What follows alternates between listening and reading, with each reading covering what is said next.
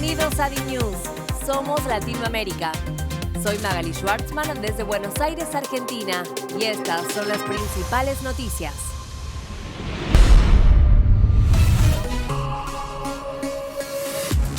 Estados Unidos, Biden ante la Cámara de Representantes. El mandatario destacó los logros económicos de su gestión. Hizo referencia a la crisis climática y afirmó su apoyo a Ucrania. También Biden anunció el nuevo plan para restringir el tráfico de las fronteras con México. Todo esto de cara a las próximas elecciones 2024.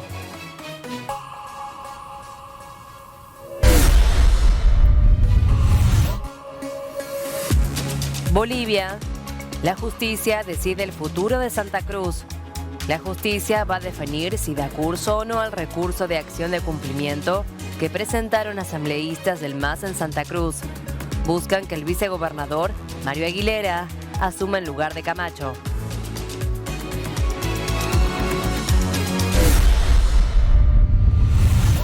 Chile. Jones Walla más cerca de la extradición. La Corte de Apelaciones aceptó la solicitud para que regrese a terminar una sentencia de 9 años de prisión en su país.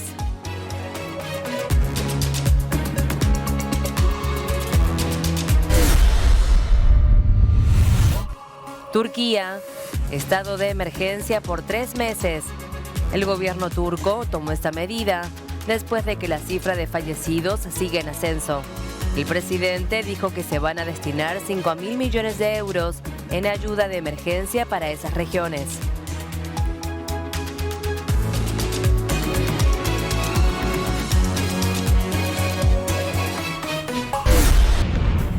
Joe Biden habló ante el Congreso con un mensaje de unidad en vistas a las próximas elecciones. El líder demócrata destacó los logros económicos de su gestión. Además, llamó a los republicanos, que ahora tienen el control de la Cámara Baja, a acompañar su agenda en el Congreso. El presidente de los Estados Unidos le pidió al Congreso que apruebe el impuesto mínimo para los multimillonarios. Ningún multimillonario debería pagar una tasa impositiva más baja que un maestro de escuela o un bombero. A su vez, instó al Parlamento a comprometerse a financiar las obligaciones de la deuda norteamericana. Acabo de firmar una ley para reducir el déficit en 114.000 millones de dólares, tomando medidas enérgicas contra los ricos que defraudan impuestos. Eso es ser fiscalmente responsable. Joe Biden calificó de amenaza existencial la crisis climática y dijo que aunque la economía aún dependerá del petróleo y el gas en el futuro inmediato, estaba orgulloso de que Estados Unidos afronte el desafío. A la crisis climática no le importa si estás en un estado rojo o azul. Es una amenaza existencial. Tenemos la obligación de enfrentarla, no por nosotros mismos, sino por nuestros hijos y nietos. Dirigiéndose a la embajadora de Ucrania en Estados Unidos, Oksana Markarova, quien asistió al discurso, afirmó que su país no dejará sola a Ucrania en la guerra. Vamos a estar con ustedes el tiempo que sea necesario. Nuestra nación trabaja por más libertad, más dignidad, más paz, no solo en Europa, sino en todas partes. Con respecto a los recientes conflictos territoriales y tensiones que mantuvieron Estados Unidos y China, en ese marco, sostuvo que su país actuará si el otro amenaza su soberanía. No se equivoquen al respecto. Como dejamos claro la semana pasada, si China amenaza nuestra soberanía, actuaremos para proteger nuestro país y lo hicimos. Por último, con propósito de la inmigración ilegal, Biden anunció un nuevo plan para restringir el tráfico en las fronteras con México. Este nuevo proceso es ordenado, seguro y humano. A los migrantes de Venezuela, Nicaragua, Haití y Cuba les digo, no se presenten sin más en la frontera. De cara a las próximas elecciones que se avecinan en su país en 2024, el mandatario norteamericano trató de generar vínculos con la oposición. Biden sostuvo que tanto republicanos como demócratas pueden trabajar juntos. Aseguró que pueden discrepar en opiniones, pero que siempre se unen para defender los intereses de Estados Unidos. You know, we're often told that Democrats and Republicans can't work together. But over the past 2 years, we've proved the cynics and naysayers wrong. Yes, we disagreed plenty. And yes, there were times when Democrats went alone. But time and again, Democrats and Republicans came together to defend a stronger and safer Europe. It came together to pass once in a generation infrastructure law, building bridges connecting our nation and our people. Por otra parte, China rechazó el llamado de Estados Unidos tras el derribo del globo. El jefe del Pentágono, Lloyd Austin, lamentó el hecho y ratificó su postura acerca de la importancia de mantener las líneas de comunicación abiertas. El llamado tuvo lugar inmediatamente después del derribo del globo chino, el cual desencadenó una crisis diplomática entre ambas potencias. Según el país asiático, el globo pertenecía a una misión civil para obtener datos metodológicos, mientras que el gobierno americano acusa el espionaje de sitios sensibles para la seguridad nacional. El incidente provocó la cancelación del viaje del secretario de Estado, Antony Blinken, a China, previsto para el pasado fin de semana. A pesar de la negativa, Lloyd Austin aseguró que el compromiso de abrir líneas de comunicación va a continuar.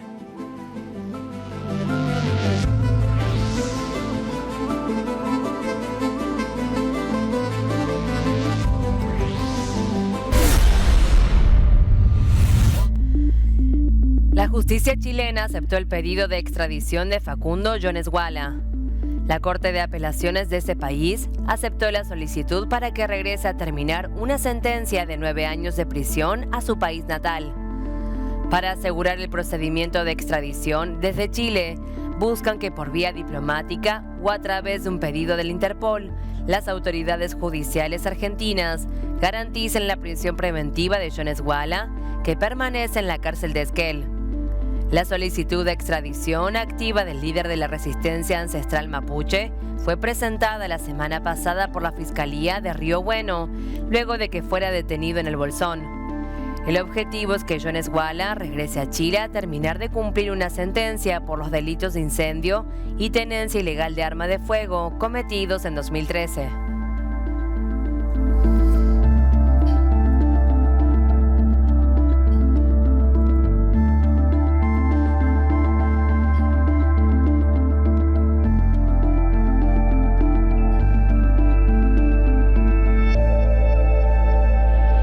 Continúan las labores de rescate. Hay más de 9.500 muertos. El presidente turco, Recep Erdogan, declaró estado de emergencia por 3 meses tras el terremoto en la frontera con Siria. El mandatario afirmó que esta tragedia constituye una de las mayores catástrofes en la historia del mundo. La medida aplica en las 10 provincias afectadas por los fuertes terremotos que han dejado miles de fallecidos en la nación otomana, en números que se actualizan cada hora y que ya superaron las 9.000 víctimas fatales. El gobierno apuntó que serían destinados más de $5.000 millones en ayuda de emergencias para paliar las consecuencias de los sismos, cuando se reportaron también más de 22.000 personas heridas. A su vez, el mandatario destacó que planean alojar a los afectados por el terremoto en hoteles de las regiones, ante todo cercanas a la zona de la catástrofe. Alrededor de 53.300 efectivos de búsqueda y rescate y personal de apoyo trabajan en las provincias afectadas de Kahramanmaraş, Adana, Adiyaman, Osmayne, Hatay, Kilis, Malatya, Sanliurfa, Diyarbakır y Gaziantep.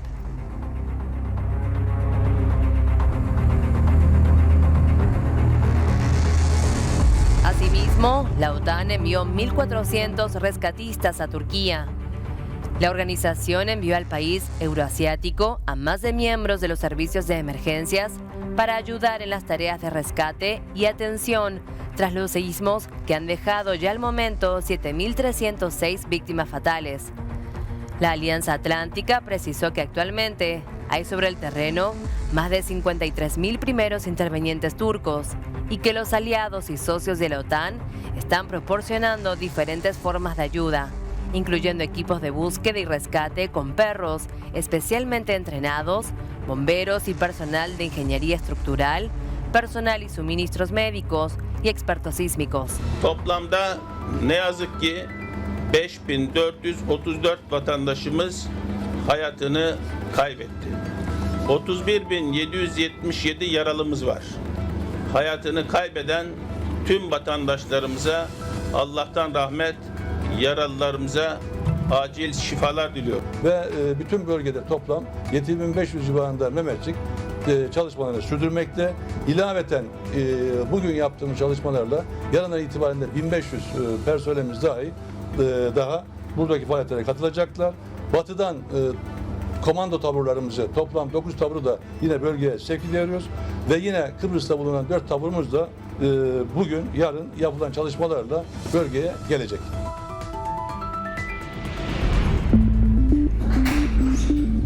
Esta recién nacida es la única integrante de su familia que sobrevivió al terremoto en la ciudad siria de Yandires.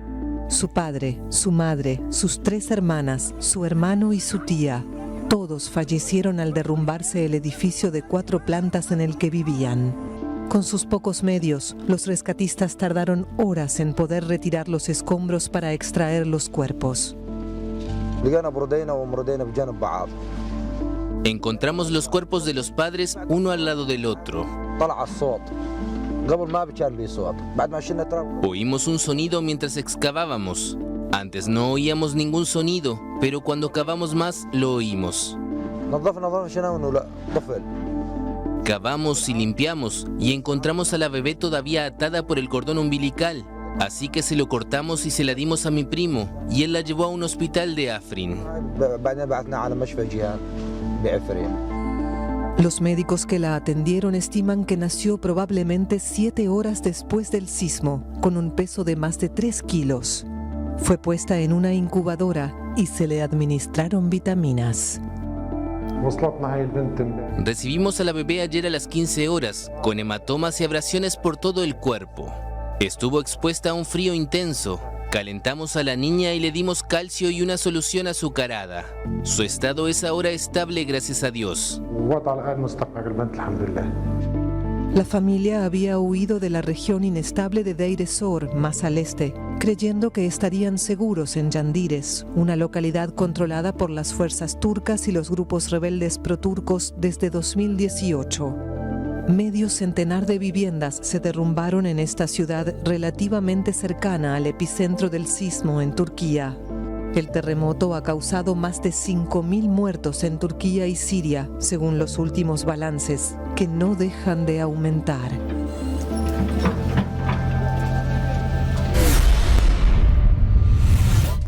Perú. El Congreso avaló modificaciones constitucionales a las causales de la vacancia presidencial. Se trata de 2 reformas que adicionan un apartado sobre delitos vinculados al terrorismo, narcotráfico y corrupción como causales para que un mandatario pueda ser acusado por el Parlamento. También modifica otro artículo sobre la incapacidad mental para que sea considerada causa de suspensión de funcionarios. El Congreso avanzó con la nueva medida 2 meses después de la destitución de Pedro Castillo. Por otro lado, Castillo ratificó la necesidad de una constituyente. El exmandatario señaló que cambiar la Constitución es el sentir del pueblo, salir del legado fujimorista. Además, Castillo denunció el uso desmedido de la fuerza policial y militar y acusó al Congreso de estar deslegitimado. Su accionar no está en sincronía con los pueblos. La mayoría sigue los higones que la prensa dice en los medios de comunicación, disparó el expresidente. Por otra parte, el Congreso citó al jefe de penitenciarías y al director de la División Nacional de Operaciones Especiales por la entrevista que Pedro Castillo dio desde la cárcel. Así lo comunicó Héctor Ventura, presidente de la Comisión de Fiscalización.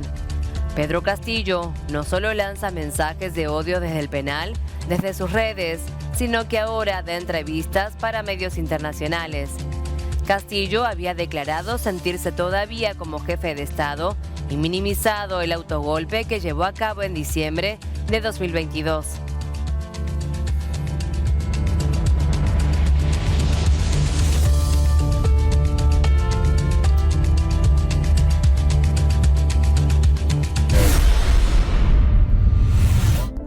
Ecuador. Asambleístas retomaron las sesiones presenciales y le sugirieron al gobierno adelantar las elecciones. Las sesiones presenciales de la Asamblea Nacional este 7 de febrero volvieron a su curso normal tras una activa participación de los legisladores en la campaña del proceso electoral que concluyó el domingo. A su retorno piden al gobierno adelantar las elecciones, aplicar la muerte cruzada y dejar de lado el llamado a construir un acuerdo. Ese planteamiento de adelantar elecciones generales surge del sector correísta, representado en la Asamblea Nacional por la bancada Unión por la Esperanza. Ellos se consideran ganadores del proceso electoral y sostienen que el gobierno se quedó sin el apoyo popular cuando recibió un no en el referéndum de 8 preguntas. La propuesta tuvo eco en el movimiento Pachacutic y en el legislador nacional Fernando Villavicencio, aunque él va más allá y plantea la muerte cruzada. Otros proponen una oxigenación del gabinete. Entre tanto, los legisladores del oficialismo esperan reunirse con el primer mandatario y anticipan que quienes piden un adelanto de elecciones se quedarán con las ganas.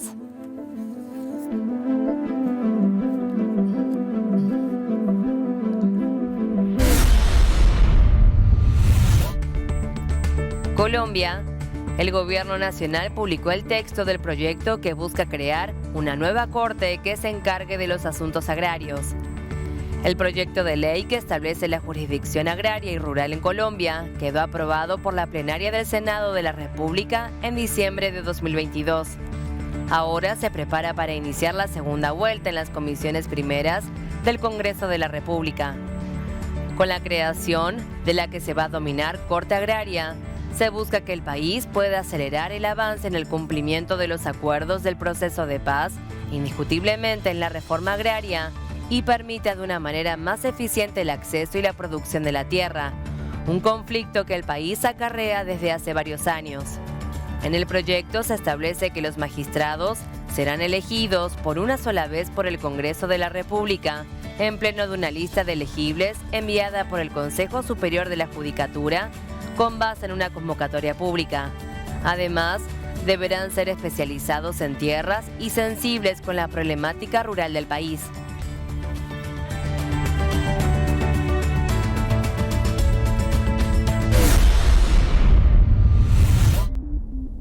Dinero a cambio de pistolas y fusiles. Ese fue el ofrecimiento hecho por el gobierno de Colombia y los alcaldes de las principales ciudades del país para combatir delitos callejeros. Es una campaña de desarme. La idea es desarmar a los colombianos y tener una estrategia conjunta que nos permita, incluso como lo señalamos ya en la ley de orden público, ministro, señalar campañas en las que hagamos ofertas, incluso si es necesario, de pago para recibir la entrega de ellas. El ministro no precisó detalles de la implementación de esta política. Según la organización Small Arms Survey, en 2017 había casi 5 millones de armas de fuego en manos de civiles en Colombia y más de 4 millones serían ilegales. Las autoridades no tienen cifras sobre la cantidad de armamento que circula en el extendido mercado negro. El anuncio se dio al término de un consejo de seguridad con funcionarios del gobierno, altos mandos militares y los alcaldes de Bogotá, Medellín, Cali, Barranquilla y Cartagena en la sede presidencial. La alcaldesa de Bogotá también sugirió implantar más reformas para fortalecer la infraestructura de seguridad y justicia en las urbes azotadas por la delincuencia. También necesitamos hacer, no cárceles propiamente dichos, pero sí centros transitorios de detención para ese atracador, para ese ladrón, para ese extorsionador. Bajo la denominada Ley de Paz Total, el presidente Gustavo Petro pretende desarticular bandas criminales, también negociar la paz con guerrillas, narcotraficantes y grupos de origen paramilitar que mantienen el conflicto interno en el país.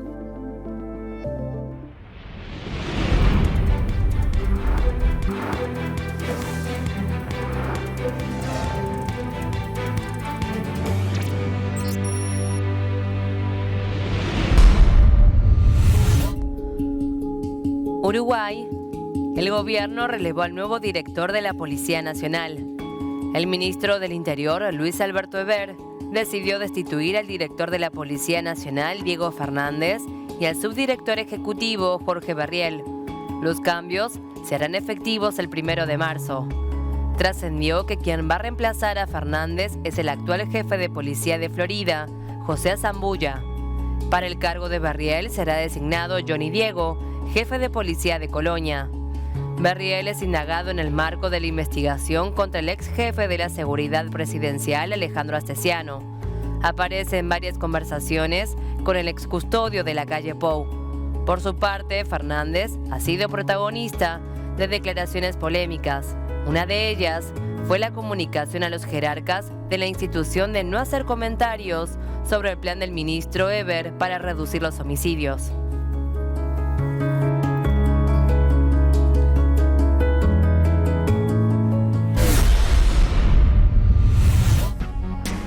El Salvador. La Asociación de Periodistas denuncia a la Policía Nacional por la detención arbitraria de un reportero coreano. El trabajador de prensa fue retenido durante 1 hora en la capital del país. En principio, los agentes no informaron la causa de la aprehensión y luego manifestaron que el motivo era una denuncia por amenazas, violencia y uso de armas de fuego. Más tarde ratificaron que fue por una denuncia anónima por un accidente de tránsito. El profesional del medio extranjero negó rotundamente dichas acusaciones. Según relató la Asociación de Periodistas, los agentes le tomaron fotografías a él, su vehículo, su documento de identidad y sus credenciales periodísticas. Hasta mediados de diciembre de 2022, la Asociación de Periodistas registró 107 agresiones contra agentes de prensa.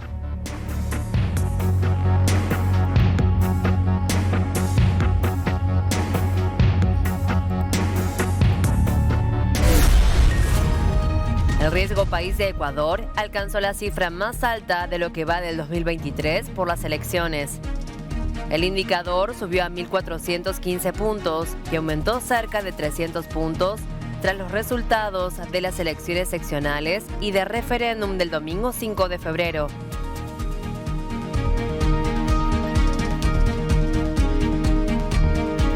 Por otro lado, Ecuador registró un aumento del costo de la canasta básica familiar.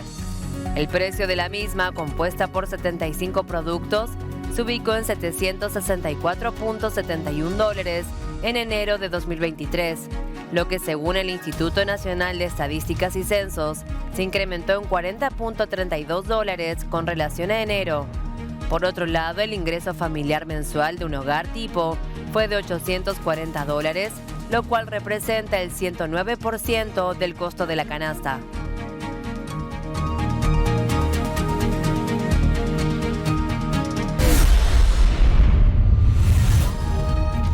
Bolivia alcanza récord histórico de exportaciones en 2022. El valor de las exportaciones alcanzó un récord histórico de $13.653 millones, con un 23.2% de incremento respecto a 2021. Asimismo, el presidente Luis Arce puntualizó que por tercer año consecutivo se registró un superávit comercial, esta vez de 603 millones. Este resultado, de acuerdo a las autoridades gubernamentales, ha tenido lugar en gran medida por las ventas internacionales de productos no tradicionales.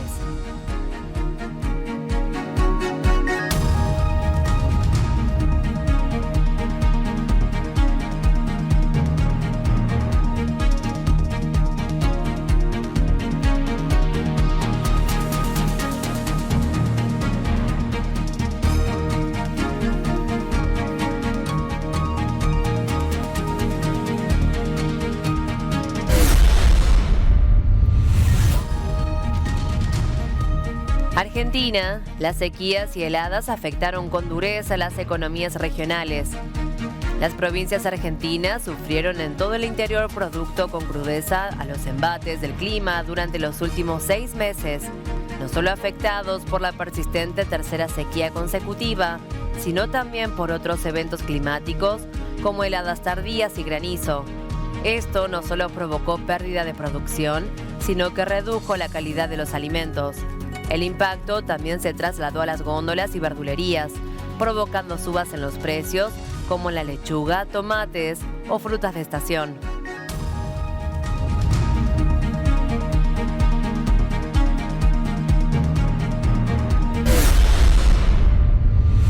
Mantener la alimentación de sus hijos es un reto que Wendy Hurtado enfrenta a diario. Está desordenada cuando estamos solos, arreglaste. El aumento del precio de los alimentos afecta las finanzas de su hogar y pone en peligro la salud de sus hijos. El mercado con lo caro que está no alcanza un mes. Mire que ya llegó la quincena, ya la comida ya se acabó. Ya hay que esperar ahora que paguen el 30, nuevamente la quincena para volver a comprar la comida. El salario del esposo de Wendy es el único ingreso del hogar y no alcanza. Para comprar algo de mercado pidieron un préstamo. Les preocupa la salud de las niñas. Ella cuando nació pesó 2.500 gramos y ella es la más pequeña. Entonces por la estatura que ella tiene está bien de peso, pero para los meses que tiene debería de tener un poquito más de peso y un poquito más de estatura. Una de las alternativas que ofrece la ciudad para combatir la desnutrición infantil es la atención que reciben los niños en los jardines infantiles. Más de 470.000 personas están en inseguridad alimentaria severa, de acuerdo con la escala de inseguridad alimentaria latinoamericana de la Organización Latinoamericana para la Salud. Eso implica un reto gigantesco para la ciudad, no solamente en la atención de la inseguridad alimentaria de los adultos, sino sobre todo en la atención alimentaria de los niños y niñas que hoy se encuentran en esta situación. Otra alternativa son los comedores comunitarios, ubicados en los barrios más humildes de la ciudad. Acá los niños pueden comer alimentos variados que sus padres difícilmente pueden costear. Digamos que tenemos más o menos entre niños entre los 4 y los 18 años, más o menos tenemos 180 niños. De esos 180 niños, más o menos la mitad, estaríamos hablando de unos 90 niños, presentan bajo peso. Pero que lo que le comento, digamos que el proceso del comedor hace que eso mejore.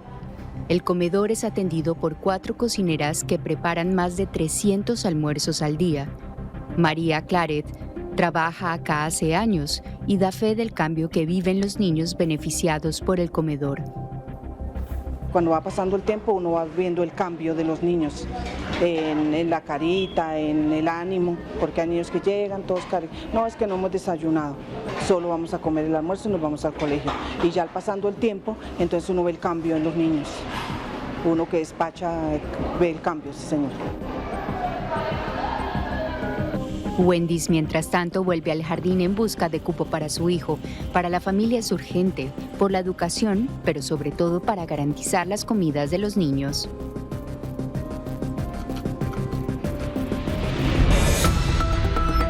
Estas fueron las noticias económicas del día.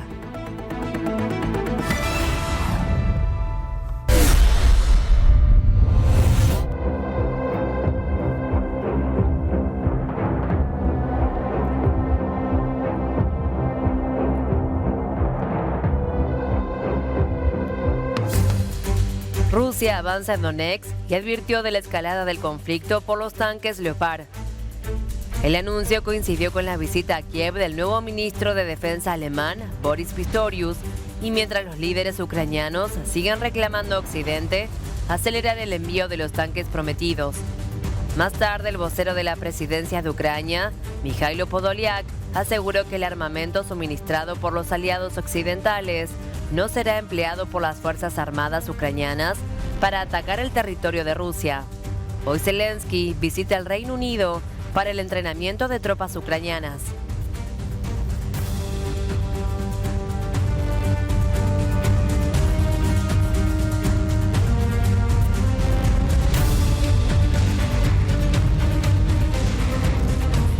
Ucrania recibirá de Alemania hasta 178 tanques Leopard 1 en los próximos meses.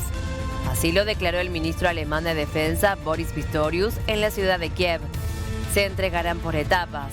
En verano debería haber entre 20 y 25 tanques y a finales de año hasta 80. El objetivo es llegar a más de 100 tanques en el transcurso del primero o segundo trimestre de 2024. Con ellos deberían formar al menos 3 batallones de tanques ucranianos.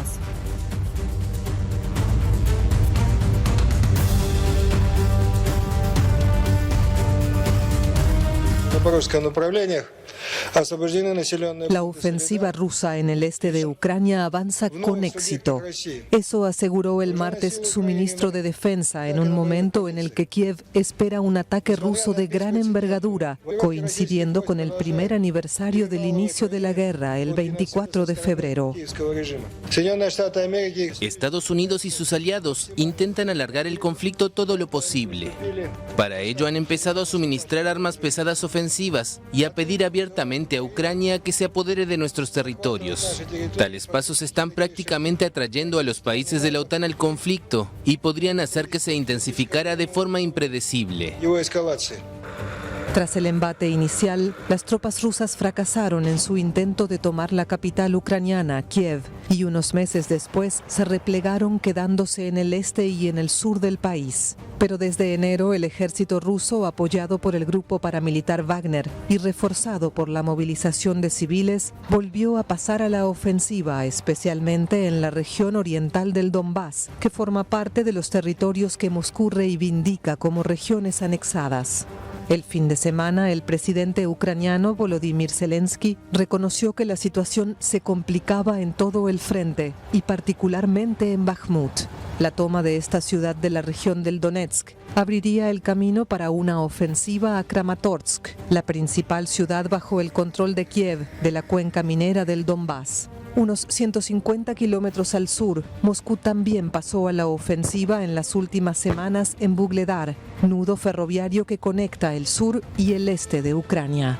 En el norte del Donbass, los rusos también están presionando al adversario en zonas que Ucrania logró recuperar en septiembre.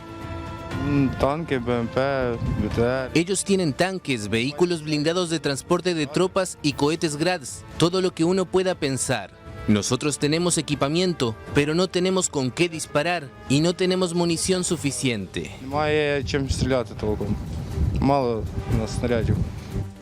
Estadounidenses y europeos decidieron enviar tanques al ejército ucraniano para que pueda oponerse mejor a una ofensiva rusa o lanzar una propia. Pero los envíos siguen estando por debajo de las expectativas de Ucrania y los occidentales mantienen una negativa sobre la entrega de aviones.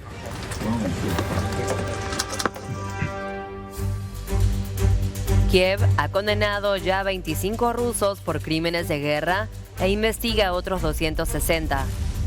La destrucción de la población civil es una estrategia deliberada de la Federación Rusa que incluye el asesinato, la tortura y la violencia sexual, afirmó el fiscal general Andriy Kostin.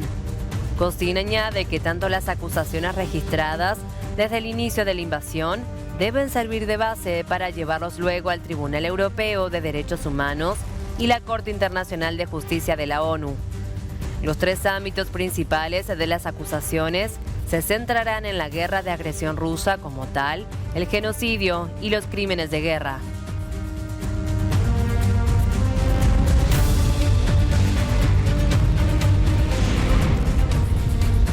Una supuesta novia de Vladimir Putin sorprendió con un inesperado discurso sobre la guerra en Ucrania.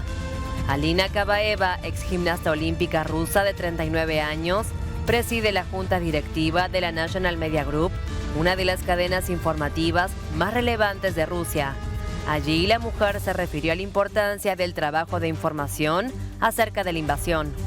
Друзья, поздравляя друг друга с юбилеем, пожелаем успеха каждому из нас и всем нам вместе. Этот успех нужен нашему народу, потому что информационная работа сегодня в тех условиях, в которых мы живем и боремся за нашу страну, это как боевое оружие и по значимости своей ни в чем не уступает автомату Калашникова. И военные корреспонденты знают об этом. Работаем. Спасибо.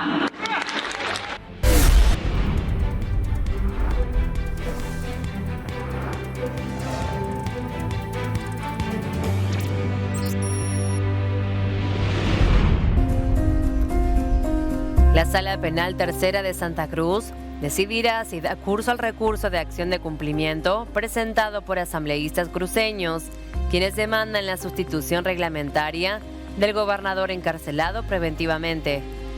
La notificación llegó a la Asamblea Legislativa para dar respuesta a una demanda de asambleístas del Movimiento al Socialismo, quienes reclaman que un juzgado defina si el vicegobernador Mario Aguilera asume las funciones del político imputado por terrorismo. Según el Estatuto Autonómico Departamental en su artículo 25, ante la ausencia temporal de la gobernadora o el gobernador, se produce la suplencia gubernamental, asumiendo la vicegobernadora o el vicegobernador dichas funciones. Camacho encara por el momento una detención preventiva de 4 meses como parte de las investigaciones del caso Golpe de Estado 1, en el cual se le acusa de terrorismo y seducción de tropas como principal impulsor de las revueltas violentas que forzaron la renuncia del expresidente Evo Morales el 10 de noviembre de 2019 y allanaron el acceso a la jefatura de Estado en un gobierno de facto de la ex senadora Yanine Áñez.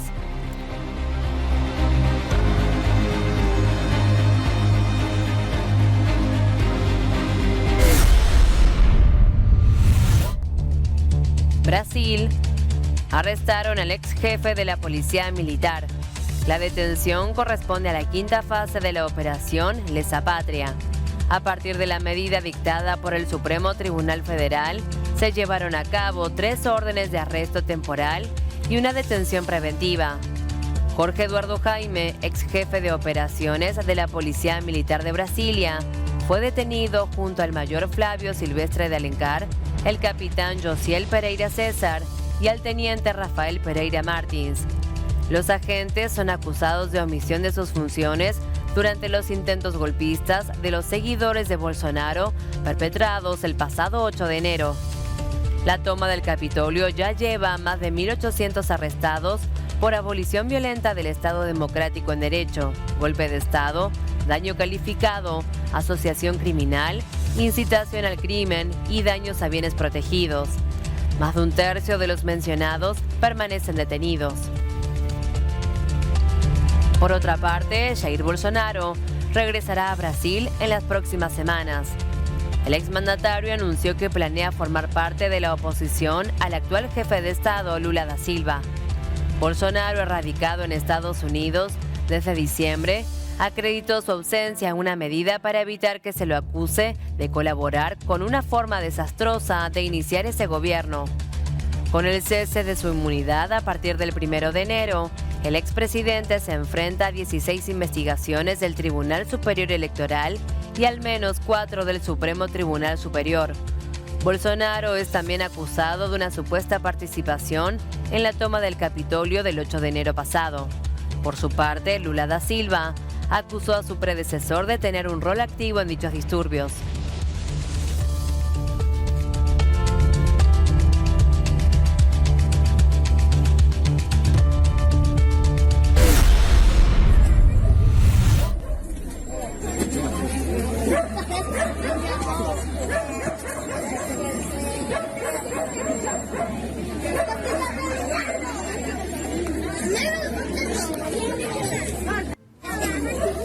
Petro viaja al municipio en los que se conocieron los videos de las disidencias de la FARC en colegios.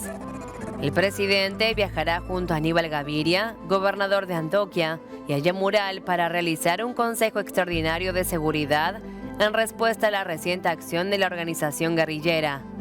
En aquella visita a los colegios, los soldados de la FARC jugaron con los niños y les entregaron libros y material educativo.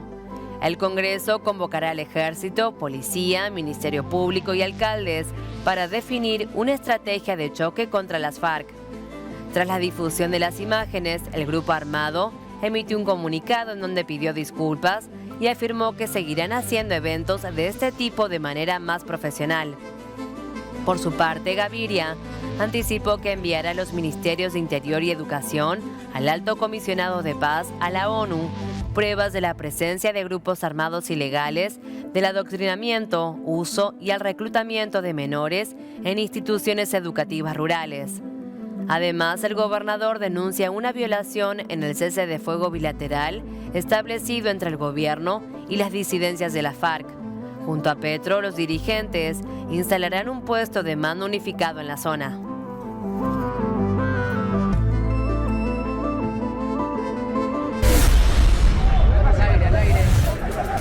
Hospitalizan de emergencia al expresidente de Perú, Alberto Fujimori. El Instituto de Seguridad Social y Salud informó el martes que el exmandatario de 84 años presentó un cuadro de frecuencia cardíaca irregular e ingresó en un hospital de Lima a las 21:42 locales del lunes. Según su médico, Alejandro Aguinaga, presentó una fibrilación auricular paroxística, por lo que se mantiene en terapia de estabilización. Fujimori cumple una sentencia de 25 años desde 2007 por crímenes contra la humanidad y corrupción. Padece recurrentemente de problemas respiratorios, neurológicos e hipertensión. Una situación similar provocó que se le internara de urgencia en abril del año pasado.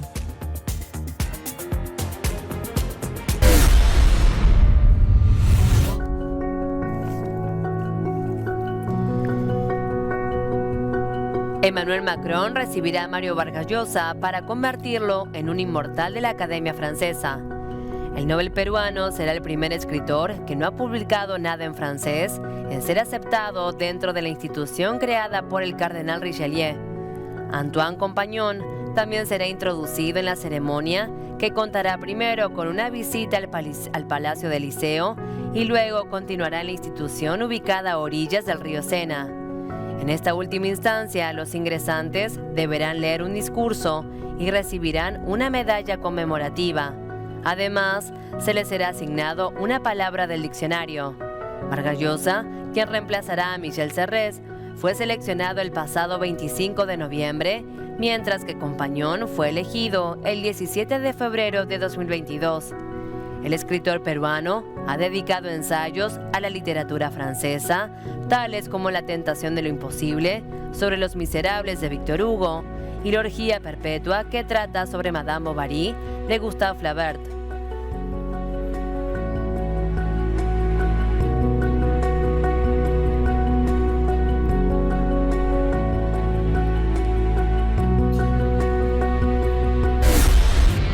Al Hilal dio la sorpresa ante Flamengo y es finalista del Mundial de Clubes.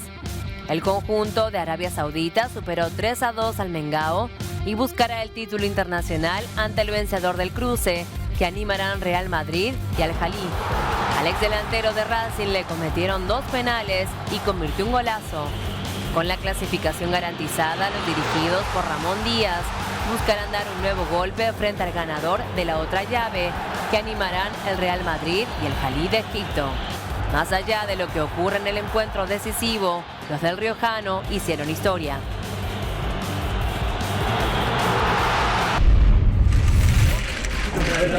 Argentina, Chile, Paraguay y Uruguay presentaron el martes de manera oficial su postulación para organizar la Copa del Mundo de la FIFA en 2030, cuando se cumplan 100 años del primer mundial disputado en Montevideo. En tanto y en cuanto nosotros hagamos nuestra parte, la FIFA tiene una obligación, que es conmemorar los 100 años del primer mundial. Y como lo había dicho Chiqui, ese primer mundial de forma récord, y porque otros no se animaron, se hizo en tierras uruguayas, la ganó Uruguay, y ahora creo que la responsabilidad está en FIFA en decir cómo resolver el aniversario. El proyecto del Mundial Centenario tendrá unos duros competidores, como la candidatura oficial de España y Portugal, con una invitación a Ucrania, además de las postulaciones de Marruecos en solitario, y una tripartita de Arabia Saudita, Egipto y Grecia, aunque aún están en conversaciones. Una desventaja para los países de la Conmebol es que la próxima Copa del Mundo, la de 2026, se realizará también en América, al ser elegidos Estados Unidos, México y Canadá. A partir de esa edición, el número de participantes aumentará de 32 a 48. Pueda recaer la